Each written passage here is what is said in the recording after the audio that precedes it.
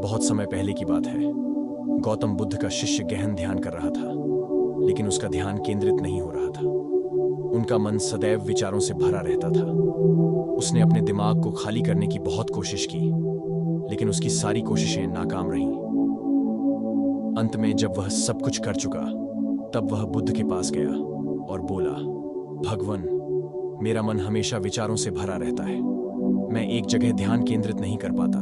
जब देखता हूं तो दूसरी चीज पर चला जाता हूं, फिर तीसरी और चौथी चीज करता हूं। मेरे दिमाग में हजारों विचार चलते रहते हैं और मुझे पता भी नहीं चलता कि ऐसा कब होता है। बहुत समय बाद मुझे एहसास होता है कि मैं क्या करने बैठा था और क्या सोच रहा था। हे भगवन, मैं अपने दिमाग को विचारों से खाली करना चाहता हूं। मैं चाहता हूं कि मेरे मन में एक भी विचार न रहे। जब चाहूं तभी विचार उठना चाहिए।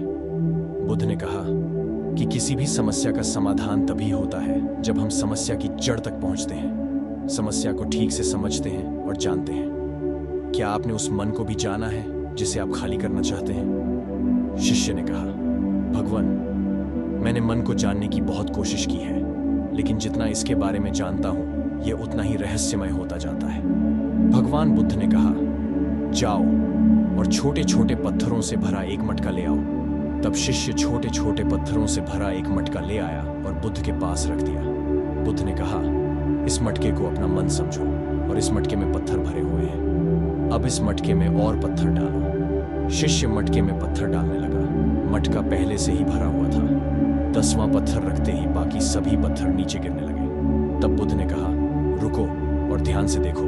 अब मटके में कोई पत्थर तो नहीं आ रहे हैं, बल्कि वह नीचे गिर रही है। तुम मटके को पत्थरों से तो भर सकते हो, लेकिन मन को विचारों से नहीं भर पाओगे। मन हमेशा खाली रहता है। शिष्य ने कहा, भगवन, मुझे कुछ समझ नहीं आ रहा है। अगर दिमाग हमेशा खाली रहता है, तो हम उसे खाली करने की कोशिश क्यों करते रहते हैं? इसकी क्या जरूरत है?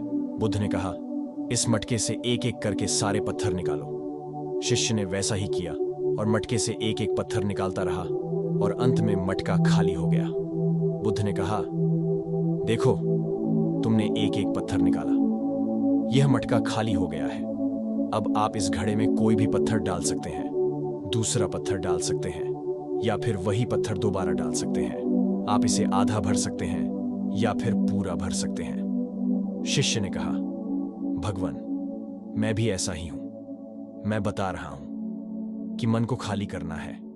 ये तो पत्थर हैं, इन्हें आसानी से निकाला जा सकता है और मटका खाली किया जा सकता है, लेकिन मैं अपने मन को कैसे खाली करूं? बुद्ध ने कहा, इस खाली मटके में एक पत्थर डालो और 2 पत्थर निकाल लो। शिष्य ने यह कहा, ऐसा कैसे हो सकता है कि जब इस घड़े में एक पत्थर होगा तो एक ही पत्थर निकलेगा? फिर 2 पत्थर कैसे निकल सकते हैं? बुद्ध ने कहा, चलो ऐसा करो, इस घड़े में 2 पत्थर डालो और 4 पत्थर निकाल लो। शिष्य ने कहा, भगवन, यह कैसे संभव हो सकता है? यह कोई चमत्कारी बर्तन नहीं है कि 1 डालो तो 2 निकालो, 2 डालो तो 4। बुद्ध ने कहा, यह मटका चमत्कारी नहीं है, लेकिन तुम्हारा मटका यानी तुम्हारा मन चमत्कारी है। यदि आप इसमें एक विचार निकालेंगे तो इसके पीछे 2 विचार होंगे। जब आप उन 2 विचारों को पकड़ते हैं तो उनके पीछे 4 विचार उभर आते हैं और वह खाली नहीं रहता। यह मन का भ्रम है कि सब कुछ है लेकिन कुछ भी नहीं है। शिष्य ने कहा, भगवन, आप जो कह रहे हैं वह मैं समझ गया, लेकिन क्या मैं हमेशा अपने विचारों के जाल में फंसा रहूंगा? क्या मन के भ्रम से बाहर निकलने का कोई रास्ता है? बिल्कुल नहीं।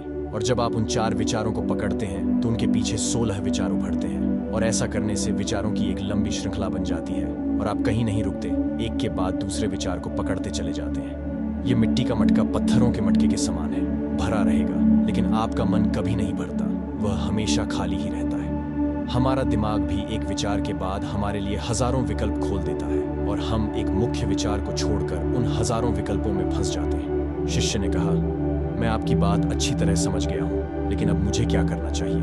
मेरा मार्गदर्शन करें। बुद्ध ने कहा, मन के जाल में मत उलझो, मन को खाली करने की कोशिश मत करो, अपना ध्यान इकट्ठा करो, एकाग्रता लाओ। जो भी कर रहे हो उसे अंतिम मानकर करो। ऐसे करो कि बाद में इसमें आपको कुछ भी करने की जरूरत नहीं है। और जब आप किसी दूसरे विचार पर काम करते हैं तो बस उसी पर काम करें, कोई दूसरा विचार नहीं। मन के भ्रम से बाहर निकलना इतना आसान नहीं है, लेकिन अभ्यास सब कुछ कर सकता है। शिष्य ने कहा, भगवान, मैं भी ऐसा ही करूंगा। ये समझाने के लिए आपका बहुत बहुत धन्यवाद। हम सभी अपने दिमाग को खाली करने की कोशिश करते हैं, मन में उठते बैठते विचारों से परेशान रहते हैं। हम चाहते हैं कि ये विचार कहीं चले जाएं और हम शांत हो जाते हैं, लेकिन जितना हम इन विचारों से दूर भागते हैं, हम विचारों का उपयोग करते हैं कि वे हमें शांत करते हैं, और वे आपके उन्हीं विचारों से जुड़े होते हैं जिन्हें आप छोड़ना चाहते हैं। इसलिए ये विचार इतनी शक्तिशाली हैं। जब आप सोचना ही नहीं चाहते तो आप शांत रह सकते हैं। ये तभी संभव है जब आप शांत रहने की कोशिश करना बंद कर दें और अपनी समस्या को हल करने पर ध्यान दें, ध्यान केंद्रित करें और समझें कि चिंता करने से नहीं बल्कि सोचने से समाधान मिलता है। भगवान बुद्ध ने कहा, इस मिट्टी के बर्तन को पत्थरों से आधा भर दो। शिष्य ने वैसा ही किया। फिर गुरु ने कहा, अब इन पत्थरों में से एक पत्थर चुन लो और उस पत्थर की एक छोटी सी मूर्ति बनाकर मुझे दे दो। मैं जानता हूं कि तुम एक अच्छे कलाकार हो। जब शिष्य ने 11वां पत्थर निकाला और उस पत्थर को तराशना शुरू किया तो उसे एहसास हुआ कि यह पत्थर अच्छा नहीं है। तो उसने मटके से दूसरा पत्थर निकाला, उसे वह पत्थर भी पसंद नहीं आया। फिर उसने तीसरा पत्थर निकाला, उसका रंग उसे पसंद नहीं आया। फिर उसने चौथा पत्थर निकाला, लेकिन उसे इस पत्थर में एक दोष निकला। इस प्रकार उसने लगभग सभी पत्थर बाहर फेंक दिए। उसे ऐसा करते देख बुद्ध ने कहा, वह पत्थर जो तुमने पहली बार निकाला था, यह समझकर उसी पत्थर की खोज करो कि तुम्हारे पास कोई दूसरा पत्थर नहीं है। तब शिष्य ने उस पत्थर को ही खोजना शुरू कर दिया और उस पत्थर से उसने बुद्ध की एक बहुत ही सुंदर मूर्ति बनाई और बुद्ध को भेंट की और कहा, बहुत सुंदर, इस पत्थर से मूर्ति बनाई जा सकती है। मैं इसका विचार भी नहीं कर सकता था। बुद्ध ने कहा कि जब कोई दूसरा विकल्प नहीं है तो हम अपनी सारी ऊर्जा उसमें लगा देते हैं और उसे सर्वश्रेष्ठ बनाते हैं। जब कोई दूसरा विकल्प है तो हम सिर्फ पत्थर चुनते रहते हैं। मान लीजिए कि मूर्ति नहीं बनाई गई। दोस्तों, अगर आज की कहानी आपको अच्छी लगी तो इस कहानी को ज्यादा से ज्यादा शेयर करें ताकि सारे लोग ऐसी समस्याओं से छुटकारा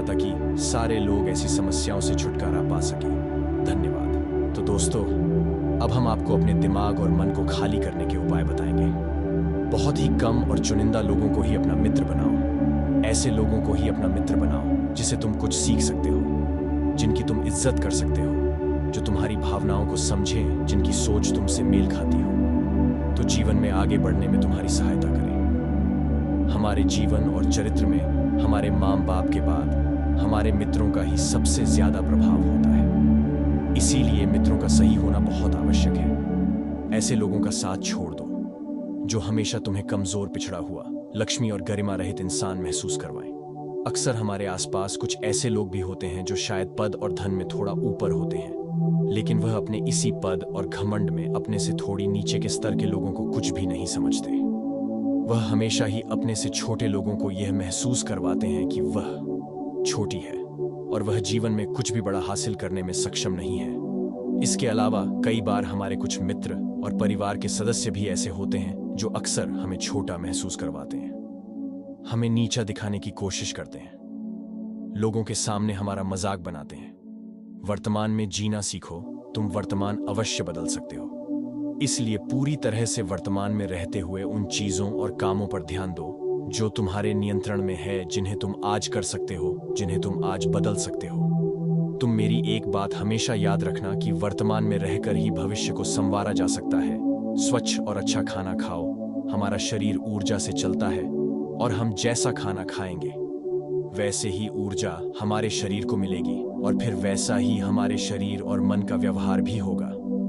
अगर तुम कोई ऐसा भोजन ग्रहण करते हो जिसमें खुद कोई जीवंतता नहीं है, जैसे कि मांसाहार, तुम्हारी मर्जी बल्कि इसका विपरीत प्रभाव पड़ता है। साथ ही अगर शरीर स्वस्थ नहीं है तो हमारा मन भी प्रसन्न नहीं रह सकता। जब स्वस्थ और कमजोर होता है तो मन में बहुत से नकारात्मक और हीनता के विचार आते हैं। कहा भी जाता है कि स्वस्थ शरीर में ही स्वस्थ मस्तिष्क का निवास होता है। इससे शरीर को स्वस्थ और मजबूत रखना हमारी जिम्मेदारी है। रोजाना अकेले में ध्यान करो। ध्यान किसी के साथ नहीं, हमेशा अकेले ही करो। ध्यान करने का सबसे उपयुक्त समय सुबह या फिर रात में सोने से पहले होता है, लेकिन अगर तुम्हें आसानी से ध्यान में गहरा जाना है तो रात का समय सबसे उपयुक्त होता है। रात में सोने से पहले ध्यान करने से नींद में भी सुधार होता है और गहरी नींद आती है। ध्यान करने के लिए तुम अपनी सांसों पर ध्यान केंद्रित कर सकते हो या फिर अपने मन में उठने वाले विचारों पर भी ध्यान दिया जा सकता है। मन में उठने वाले विचारों पर ध्यान देने से ध्यान करने वाले को ज्यादा फायदा होता है, क्योंकि इससे आसानी से गहरे ध्यान में उतरा जा सकता है।